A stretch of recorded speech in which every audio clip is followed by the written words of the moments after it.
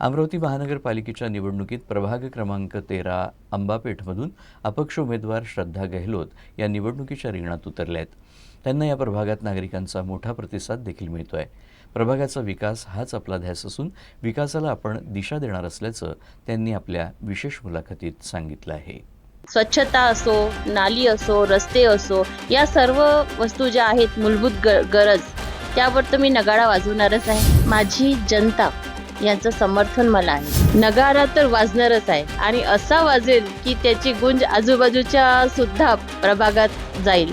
नगाडा खूप जोराने वाजणार आहे. अमरावती महानगरपालिकेच्या रणधुमाळीला आता मोठ्या प्रमाणात सुरुवात झालेली आहे. 15 तारखेला महानगरपालिकेची निवडणूक आहे आणि या निवडणुकीमध्ये प्रभाग क्रमांक 13 मधून अपक्ष उमेदवार श्रद्धाताई गेहलोत या निवडणुकीच्या रिंगणात आहे. श्रद्धाताईबद्दल सांगायचं झालं तर त्या भारतीय जनता पार्टीच्या कट्टर अशा कार्यकर्त्या होत्या. मात्र वेळेवरच त्यांचं तिकीट पक्षाने नाकारलं आणि त्यानंतर त्यांनी हा निर्णय घेतला की आपल्याला आता आपल्या प्रभागाचा विकास करण्यासाठी अपक्ष म्हणून रिंगणात उतरायचं आहे आणि त्या निवडणुकीच्या रिंगणात उतरलेल्या आहे. आपल्यासोबत सध्या श्रद्धाताई आहे. आपण त्यांच्याकडून जाणून घेऊ. ताई, निवडणुकीत उतरण्याचा मुद्दा काय?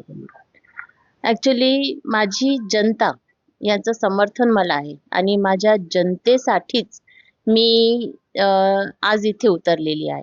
माझ्या महिला ज्या आहेत, ज्यांना मला तिकीट मिळाल्यानंतर सर्व नाराज झाल्या. त्यांना असं वाटलं की मी त्यांच्यासाठी एक सक्षम अशी उमेदवार म्हणून त्यांच्या समोर उभी राहणार आहे, परंतु तिकीट न मिळाल्याने त्या खूप नाराज झाल्या आणि तीच शक्ती, नारी शक्ती म्हणा किंवा माझ्या प्रभागातील सर्व नागरिकांचा आवाज म्हणून मी आज जनतेसमोर उभी आहे. तुमच्यावर अन्याय का बरं झाला याचं मागचं कारण तुम्हाला आज कळलं?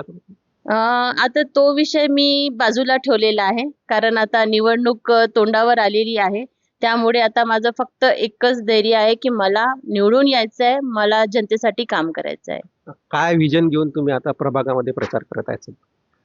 जसं आहे की आता जे आहे सुविधा आपल्या, स्वच्छता असो, नाली असो, रस्ते असो, या सर्व वस्तू ज्या आहेत मूलभूत गरज, त्यावर तर मी नगाडा वाजवणारच आहे.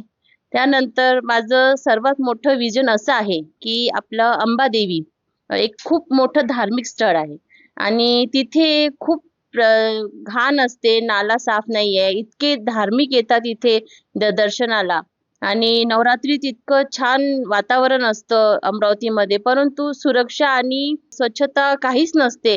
त्यामुळे माझं असं मला वाटते की तिथे सौंदर्यीकरण पाहिजे, की जेणेकरून आपल्या अमरावतीमध्ये बाहेरचे धार्मिक लोक येतील तर त्यांना राहायला, त्यांची सुरक्षा आणि स्वच्छता हे विषय माझा आहे सर्वात मोठा. आणि दुसरं मला असं वाटते की माझा जो प्रभाग आहे, प्रभाग नंबर 13, हा एक कमर्शियल एरिया आहे. यामध्ये खूप बिझनेस वगैरे, मार्केटिंग एरिया खूप मोठी आहे आणि त्यामुळे इथे वाहतूक खूप मोठ्या प्रमाणात आहे आणि ट्रॅफिकची खूप समस्या असते. तर मला वाटते की ट्रॅफिक नियंत्रणवर पण मी काही करू शकेल तर मी नक्की त्यावर करणार आहे. जसं हातगाडी आहे, ते रस्त्यावर राहतात, त्यांना प्रॉपर जागा भेटत नाहीये की कुठे त्यांनी, आणि त्यांचं हे रोजगार आहे तर त्यांचं ते काम आहे, त्यांनी ते केलंच पाहिजे. तर मला असं वाटते की मी निवडून आल्यावर त्यांच्यासाठी एक प्रॉपर अशी ठिकाण त्यांना मी उपलब्ध करून द्यावी की जेणेकरून तिथे ते आपलं व्यवसाय करू शकतील. एक असे माझे काही विजन आहेत आणि सर्वात मोठं मला असं वाटते की जसे मी आता प्रचाराला फिरत आहे आणि याआधी जरा नागरिकांशी जसं मी कनेक्ट राहिली आहे, तर त्यांचं असं म्हणणं असते की नगरसेवक एकदा निवडून आले की परत ते दिसतच नाही, भेटतच नाही. तर त्यामुळे मला असं वाटते की मी नागरिकांपर्यंत, प्रत्येकाच्या घरोघरी पर्यंत पोहोचली पाहिजे. यासाठी माझं असं एक विजन आहे की प्रत्येक एरिया म्हणो किंवा कॉलनी म्हणो की तिथे एक मंदिर असा असतो की तिथे सर्व लोक येतात. तिथे मला एक कंप्लेंट बॉक्स म्हणून असं स्थापित करायचं आहे की जेणेकरून कोणालाही काही कंप्लेंट असली की ते त्यात आपली कंप्लेंट लिहू शकतात, टाकू शकतात आणि दर महिन्याला तिथे बैठक घेऊन मी त्या कंप्लेंटचं निवारण करायचा प्रयत्न करणार आहे. ताई, काय सांगाल? अपक्ष उमेदवार म्हटलं तर त्याला शून्यापासून सुरुवात करावी लागते. स्वतः तो निवडणुकीच्या रिंगणात उभा असतो, एकटा असतो, त्यामागे पक्षाचं पाठबळ नसते. तुम्ही कसं पाहता? माझी जनता हेच माझा पक्ष आहे. तर मला असं वाटते की माझ्या जनतेनेच मला उभं केलेलं आहे आणि माझ्या जनतेच्या समस्यांचा बुलंद आवाज म्हणून आज मी उभी आहे इथे.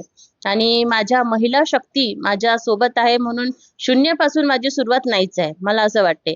आणि आज मी प्रचाराला जात आहे, तर ठिकठिकाणी जागोजागी माझं स्वागत होत आहे. इतक्या उत्साहाने सर्व महिला माझ्याशी जुडले आहे. म्हणून मला खूप चांगलं वाटत आहे आणि खूप चांगला प्रतिसाद मिळत आहे. प्रभागाच्या जर विकासाबद्दल पाहिलं तर या प्रभागात असा कोणता विकास आजपर्यंत झालेला नाही आणि तुम्ही आता करणार? सर्वात मेन रस्ते. रस्त्यावर मी जिथे कुठेही जात आहे, रस्ते चांगले नाहीये आणि त्याबद्दल मला जनता सांगत आहे, की "ताई बघा आमचा रस्ता तुम्ही स्वतः चालून आल्या." आणि खरोखरच खूप ठिकाणी गड्डे आहेत, तर मला ते गड्डे मुक्त रस्ते असं मला करायचं आहे. ते माझं एक आहेच आणि त्यानंतर खूप ठिकाणी गटारं आहेत, म्हणजे नाल्या बनलेली नाहीये.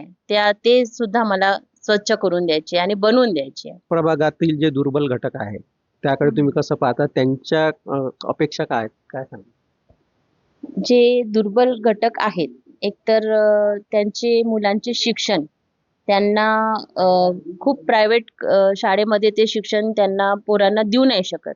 तर त्यासाठी मनपा शाळा त्यांना असं वाटते, की मनपा शाळेमध्ये चांगलं शिकवल्या नाही जात. त्यांच्या मनात अशी एक धारणा आहे. परंतु मनपा शाळा ही मला अशी करायची आहे, की त्यांच्या पोरांना, त्यांच्या मुलांना खूप चांगल्या प्रकारे तिथे शिक्षण प्राप्त होऊ शकते. आणि महिला ज्या आहेत, त्या महिला खूप कलावंत आहेत. मी बघितले आहे. मी स्वतः त्यांच्याशी भेटली आहे. तर त्यांना असं काहीतरी मला रोजगार उपलब्ध करून देण्याची इच्छा आहे आणि त्यांचे कला कौशल्याला वाव मिळावी असा मी प्रयत्न करेन. नागरिकांशी संवाद साधण्यासाठी तुमचा कसा प्रयत्न राहणार आहे? काय सांगा? मी प्रत्येक एरियामध्ये जसं कॉलनी असो, एरिया असो, त्या प्रत्येक एरियामध्ये जे ज्येष्ठ नागरिक असतात मीन्स ग्रुप असतो, वर्चस्ववाले लोकं असतात, त्या सर्व लोकांशी मिळून एक बैठक अरेंज करेल आणि प्रत्येक महिन्याला प्रत्येक एरियामध्ये एक दिवस ठरवून मी प्रत्येक घरोघरी त्यापर्यंत पोहोचू शकेल, की एक बैठक घेऊन मी त्यांचे प्रॉब्लेम ऐकू शकते. आणि त्यानंतर मी कंप्लेंट बॉक्स सांगितलं आहे, की एका धार्मिक स्थळावर प्रत्येक एरियामध्ये एक मंदिर असतो. जसं माझ्या घराजवळच गजानन महाराज मंदिर आहे. तिथे माझ्या कॉलनीतल्या सर्व महिला, जेंट्स, नागरिक सर्व येतात. तर तिथे कंप्लेंट बॉक्स मी ठेवेल, की ज्यालाही जी कंप्लेंट आहे, ती त्यात लिहून ते टाकू शकतात आणि त्या कंप्लेंटचं मी निवारण करेन.